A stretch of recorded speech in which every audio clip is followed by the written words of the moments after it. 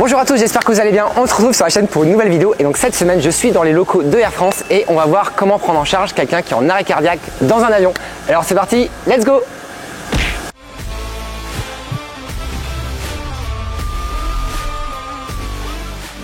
Voilà, donc j'espère que vous allez bien. On se retrouve donc dans une maquette d'avion, donc on n'est pas dans un vrai avion, on n'a pas pu solliciter un vrai avion. Donc je suis avec deux PNC, avec Sébastien et Lison. Est-ce que vous pouvez vous présenter? Sébastien, donc chef de cabine long courrier chez Air France. Et Lison, chef de cabine sur le réseau long courrier également.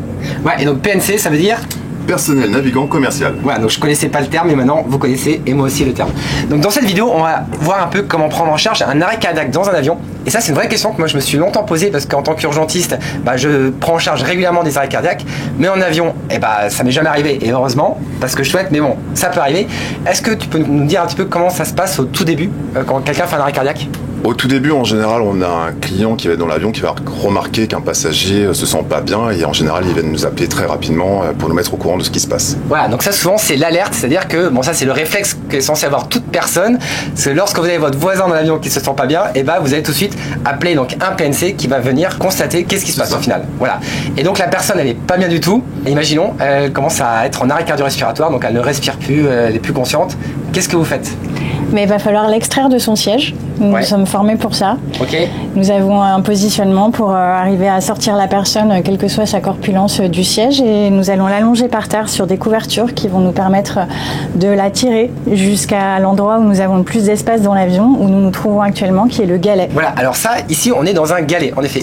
Et est-ce que vous pouvez nous expliquer un peu ce que c'est qu'un galet? Parce que même moi je connaissais pas le terme. C'est l'endroit où nous stockons les repas que nous allons servir aux passagers, ainsi que les boissons, et où nous préparons le service. Voilà. Et donc ça c'est vraiment très intéressant parce que c'est vrai que dans ma tête c'était compliqué pour moi. Alors bien sûr on fait pas de massage cardiaque sur quelqu'un qui est assis, on masse pas dans un fauteuil, on masse sur un plan dur, donc sur le sol.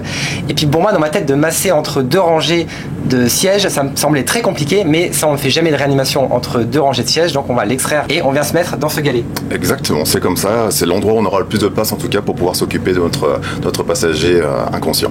Voilà, et donc là vous allez constater que la personne elle est bien en arrêt cardio-respiratoire. Oui, tout à fait. Et qu'est-ce qui se passe ensuite? Alors dès que le constat est fait, nous allons intervenir immédiatement, sans délai. Ok, et alors ça passe par quoi? Ça va passer par le massage cardiaque en tout premier lieu. Et puis le collègue, c'est une procédure qui se fait à deux, va pendant ce temps-là préparer le défibrillateur semi-automatique. D'accord, donc vous avez du matériel de secours dans l'avion. D'ailleurs, on fera une vidéo spécifiquement là-dessus, parce que même moi, je ne sais pas ce qu'il y a dans ce matériel, mais on verra ce que vous avez comme matériel. Vous, je pense que vous connaissez par cœur ce qu'il y a dans ces sacs-là. Et donc vous allez chercher le sac, le défibrillateur, débuter le massage cardiaque. Et quand est-ce qu'on prévient le pilote? Donc le pilote sera rapidement prévenu qu'il se passe quelque chose du coup dans la cabine pour que eux aussi, de leur côté, puissent préparer leur procédure également. D'accord, ok. Parce que c'est vrai que nous, dans les procédures aussi de prise en charge d'arrêt cardiaque, un des premiers éléments qu'on dit au grand public, c'est d'alerter le secours le plus vite possible, donc le 15 ou le 18. Et donc là, je pense qu'on prévient pas les secours immédiatement? Pas immédiatement, ça va être en fonction des ressources qu'on pourra avoir à bord de l'avion. Et ça sera aussi également en fonction de l'état de notre passager inconscient.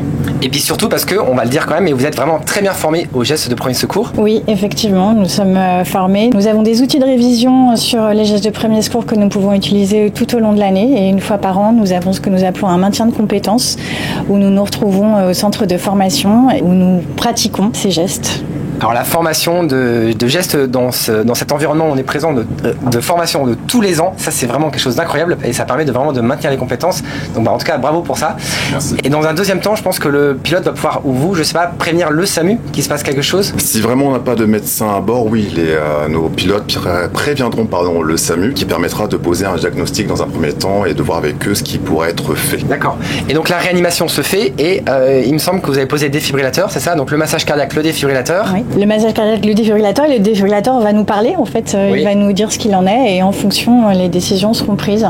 Mais tant qu'il faudra poursuivre le massage cardiaque, nous poursuivrons aussi longtemps que nécessaire. Et à partir de quel moment est-ce que vous demandez s'il y a un médecin dans l'avion? À partir de la première analyse du défibrillateur. Il nous le dit, comme disait ma collègue, il nous dit qu'un appel médecin doit être effectué à ce moment-là. Donc à la fin de la première analyse au niveau cardiaque, il va nous dire qu'un appel médecin doit être effectué. Donc ça c'est vraiment très intéressant parce qu'au final vous êtes vraiment très bien formé aux gestes de premier secours, à détecter le quelqu'un en arrêt cardiaque le plus rapidement possible, à tout de suite initier la réanimation le plus tôt possible parce que vraiment on sait que c'est ça qui augmente les chances de survie. Et vu que là on est dans une prise en charge qui est très précoce, donc donc où le cœur fibrille de façon intensive initialement, le choc du défibrillateur peut vraiment être salvateur lorsqu'il est fait précocement. Donc là, une fois la première analyse qui est faite, c'est là seulement après que vous allez contacter le médecin. Exactement, c'est tout à fait ça. Et donc Lison, imaginons on n'a pas de médecin à bord, qu'est-ce que vous faites? Alors si nous n'avons pas de médecin à bord, nous avons la possibilité via le cockpit de joindre le SAMU et avec un contact radio. Alors le SAMU de où? Parce que moi je travaille au SAMU d'Evo, j'ai jamais eu d'appel. Le SAMU de Paris, le SAMU de Paris. Sur toute la planète? Vous savez, partout dans le monde en fait, c'est toujours le SAMU de Paris? Tout à fait, on sera mis en contact toujours avec le SAMU de Paris à Necker. Ouais. D'accord.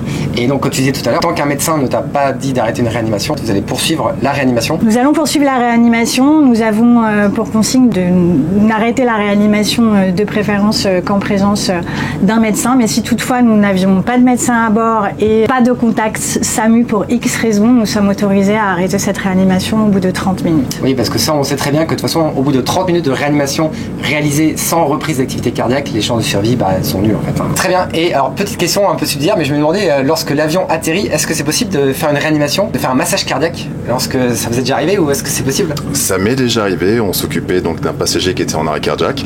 On a dérouté pour pouvoir s'occuper de lui à Marseille, mais il fallait continuer à le masser jusqu'au bout, jusqu'à temps que les services d'urgence montent à bord. Donc même pendant l'atterrissage, on a continué à le masser. Ouais.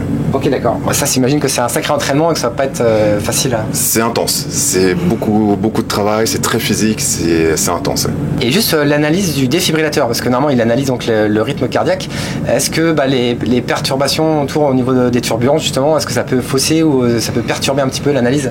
Ça peut perturber un petit peu l'analyse, oui. Bon, il faut que les turbulences soient quand même assez importantes, mais oui, effectivement, forcément, c'est pas un instrument non plus qui est fait pour être utilisé dans un espace qui bouge, mais en l'occurrence, c'est ce qui se passe dans l'avion.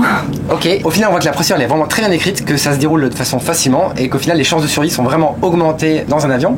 Et merci beaucoup. Et ce que je vous propose, c'est que on est quand même là dans la zone pour la formation. Est-ce qu'on pourrait essayer de faire une petite procédure juste pour nous montrer un petit peu à quoi ça ressemble la prise en charge d'un patient en arrêt cardiaque dans l'avion?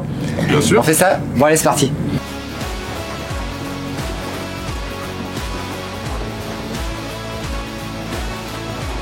Monsieur, si vous m'entendez, serrez-moi les mains, clignez des yeux.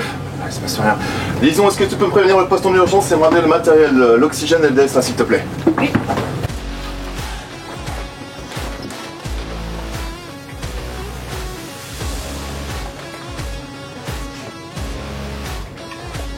Pas de respiration. Il est 15h10, je commence le massage cardiaque.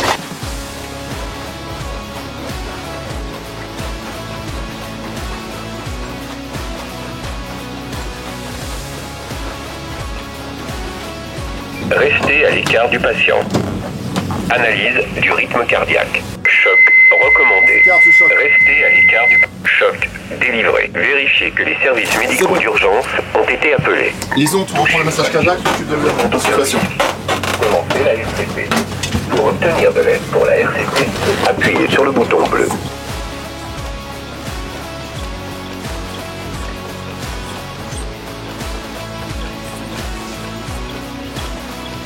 « 45 secondes avant la reprise de l'analyse. »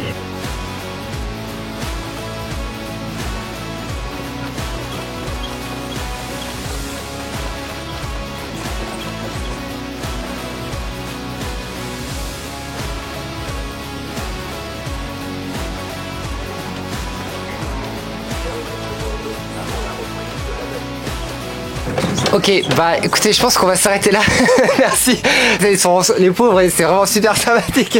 Ça peut être très long, encore une fois, on peut aller jusqu'à une demi-heure de réanimation. Voilà, et écoutez, que je vais arrêter le défibrillateur, comme ça il arrêtera de causer en même temps. Et voilà, vous êtes essoufflé, donc là je pense que c'est pas pouvoir parler. C'est assez physique, mais donc cet entraînement, vous le faites tous les ans. Et ça, c'est vraiment super parce que maintenant vous êtes apte en fait à prendre en charge le plus vite possible un arrêt cardio-respiratoire dans un avion. Et merci beaucoup, c'était vraiment super intéressant. Merci de nous avoir ouvert les portes. Merci beaucoup Lison et merci beaucoup Sébastien. Si vous avez des questions, surtout n'hésitez pas à les poser en commentaire, j'y répondrai avec grand plaisir. Comme d'habitude, pensez à mettre le petit pouce pour me soutenir et moi je vous dis à la prochaine. Salut!